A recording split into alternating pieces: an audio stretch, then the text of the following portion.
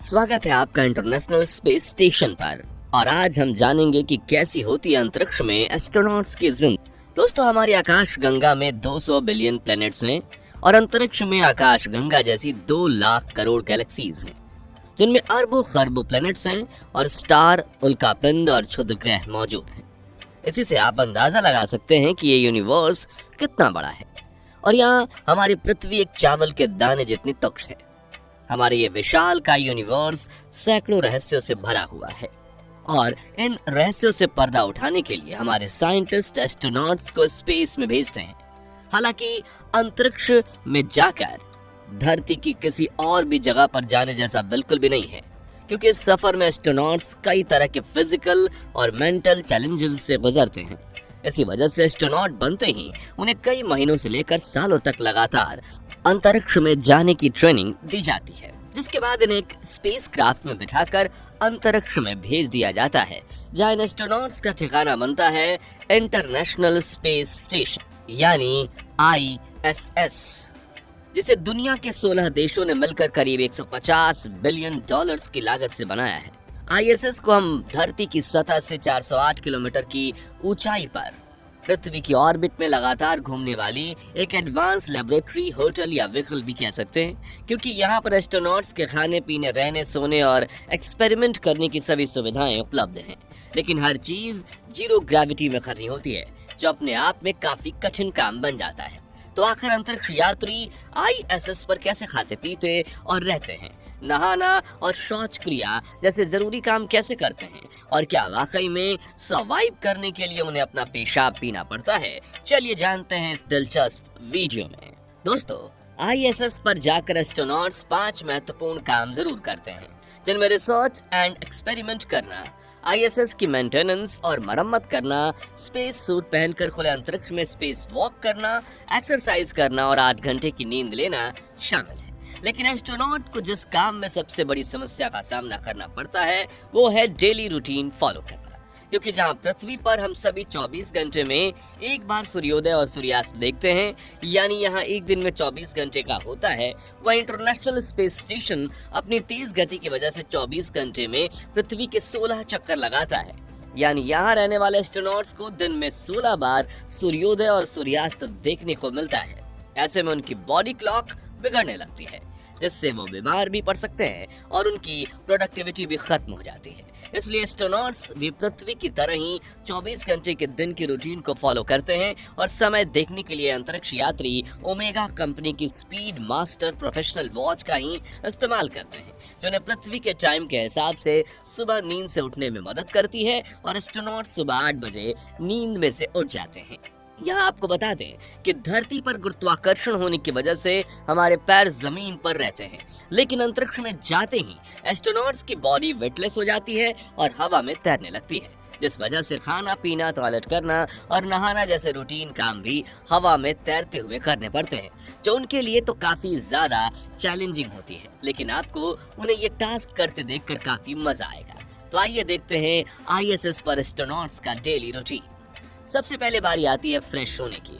तो international space station पर भी बाथरूम बने होते हैं, जिसमें पोटी करने के लिए स्पेस टाइप के कमोड होते हैं, जिन्हें नीचे फैन सिस्टम लगा होता है, जो बॉडी के सॉलिड वेस्ट को निकालते ही उसे अपनी तरफ खींच लेता है और एक प्लास्टिक बैग में भरकर सील कर देता है, जिन्हें सप्लाई के लिए भेजा गया जहाज अपने साथ पृथ्वी वापस ले आता है।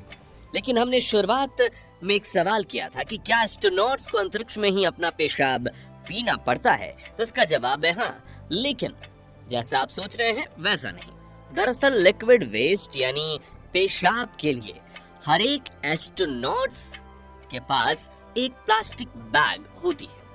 आपको बता दूं कि ये सक्शन ट्यूब होती है, जो हर तरह के लिक्विड वेस्ट को खींचकर एक खास तरह के उपकरण में भेजता है, जो इलेक्ट्रोलिसिस प्रोसेस की मदद से इसमें से फ्रेश ऑक्सीजन और पीने का पानी बनाता है। जी हाँ, एस्ट्रोनॉट्स के पेशाब से ही पीने का पानी बनाया जाता है, लेकिन कई प्रोसेसेस होने की वजह से ये पानी बिल्कुल साफ और पीने लायक बन जाता है। और आपको ये जानकर हैरानी होगी कि नासा ने सिर्फ इस वाटर रिकवरी सिस्टम पर ही $250 मिलियन खर्च किए थे।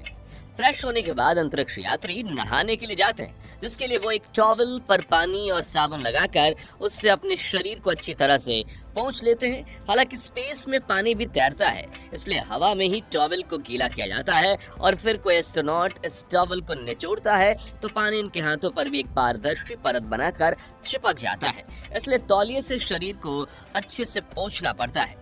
दोस्तों, फीमेल एस्ट्रोनॉट्स के बड़े बालों को धोने के लिए स्पेशल रिंसलेस शैम्पू का इस्तेमाल किया जाता है, जिससे बाल धोने में बेहद कम पानी की जरूरत पड़ती है। वहीं मेल एस्ट्रोनॉट्स के लिए बाल और दाढ़ी ट्रिम करने के लिए फ्लूबी नाम की ट्रिमिंग मशीन अवेलेबल होती है, जो वैक्यूम क्लीनर के साथ अटैच रहती है, यानी बाल कटने के साथ ही नीचे गिरने के बजाय वैक्यूम क्लीनर में चले जाते हैं। अच्छे से नहाने धोने के बाद बारी आती है कपड़ों की, तो स्पेस में टेम्परेचर 60 से 70 डिग्री के पार रहता है, इसलिए astronauts half sleeve T shirt और शॉर्ट्स पहनना ही पसंद करते हैं। और मजेदार बात यह है कि जैसे आजकल के कुछ आलसी यंगस्टर कई दिनों तक ऐसे ही कपड़े पहन कर रहते हैं, वैसे एस्ट्रोनॉट्स भी कई दिनों तक एक ही टी शर्ट पहन कर रहते हैं, क्योंकि ISS पर कपड़े धोने की कोई व्यवस्था नहीं है। अब दोस्तों, घर से इतना दूर रहने की वजह से कोई बार एस्ट्रोनॉट्स को परिवार की याद भी आ जाती है और उन्हें रोना भी आता है, लेकिन क्या स्पेस में रोया जा सकता है?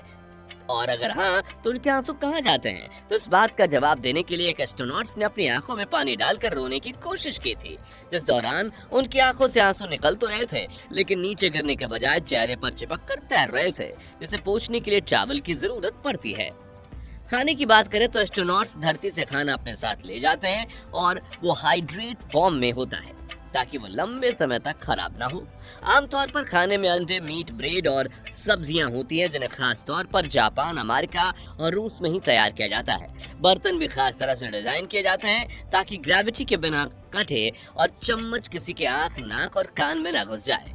तो अपनी पसंद के रेडी टू ईट पैकेट चुनकर एस्ट्रोनॉट्स उसमें गर्म पानी मिलाकर कुछ देर के लिए छोड़ देते हैं और उनका खाना तैयार हो जाता है, जिससे ये लोग साथ मिलकर खाते हैं। आपको बता दें कि एस्ट्रोनॉट्स सुबह 9 बजे ब्रेकफास्ट, 1 बजे लंच और 7 बजे डिनर जैसे 3 मील्स लेते हैं। अब डेली लाइफ एक्टिविटीज पूरी होने के बाद बारी आती है काम करने की, तो इसके लिए एस्ट्रोनॉट सबसे पहले अपने इक्विपमेंट्स चेक करते हैं और फिर इंटरनेट के जरिए मशीन कंट्रोल रूम से कांटेक्ट करके पूरे मिशन का अपडेट देते हैं। फिर ये अपने सभी वर्क टास्क को पूरा करते हैं। जी हाँ, ISS पर वाईफाई लगा हुआ है, लेकिन इसके जरिए एस्ट्रोनॉट्स रील्स, मूवीज वगैरह नहीं देख सकते, बस नासा के सिस्टम के साथ कनेक्ट करके ग्राउंड कंट्रोल रूम से कम्युनिकेशन कर सकते हैं। और ISS के कुछ इक्विपमेंट्स वायरलेस टेक्नोलॉजी के साथ काम करते हैं। दोस्तों, काम पूरा हो जाने के बाद एस्ट्रोनॉट्स अपना स्पेस सूट पहनते हैं और ISS से बाहर निकलकर स्पेस वॉक करते हुए चक्कर लगाते हैं, ताकि अगर स्पेस स्टेशन के किसी बाहरी पार्ट को मेंटेनेंस की जरूरत हो तो उसकी मरम्मत कर सकें।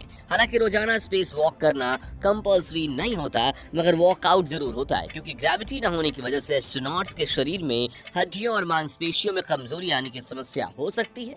इसलिए अपना काम पूरा करने के बाद ये लोग रोजाना वॉकआउट करते हैं, जिसके लिए ये ट्रेडमिल पर दौड़ते हैं, साइकिलिंग करते हैं और बॉडी स्ट्रेचिंग करते हैं।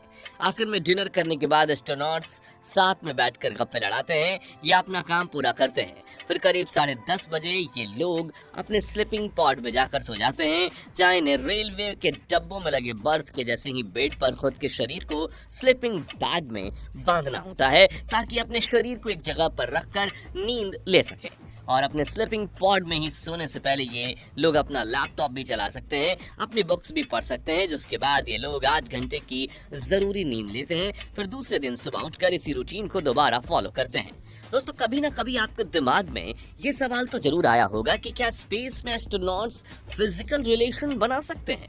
तो बता दें कि स्पेस में लव मेकिंग करना बिल्कुल एक अलग अनुभव होता है। हालांकि आज तक इस बात का जिक्र सिर्फ किताबों और फिल्मों में किया जाता है, लेकिन फ्रेंच ऑथर पियरे कोलहर ने अपने बुक द लास्ट मिशन में इस बात का जिक्र किया था कि आउटर स्पेस में भी इसका एक सीक्रेट एक्सपेरिमेंट किया गया था, यानी कि एस्ट्रोनॉट्स की एक जोड़ी स्पेस में फिजिकल रिलेशन बना चुकी है। खैर दोस्तों, देखा आपने कि दूर से सुहाना लगने वाला एस्ट्रोनॉट्स का जीवन असल में कितना ज्यादा चुनौतियों से भरा हुआ है। तो क्या मौका मिलने पर आप कभी एस्ट्रोनॉट्स बनकर स्पेस में जाना चाहेंगे? कमेंट्स में बताइए। ये वीडियो अच्छा लगा हो तो इसे लाइक और शेयर करें।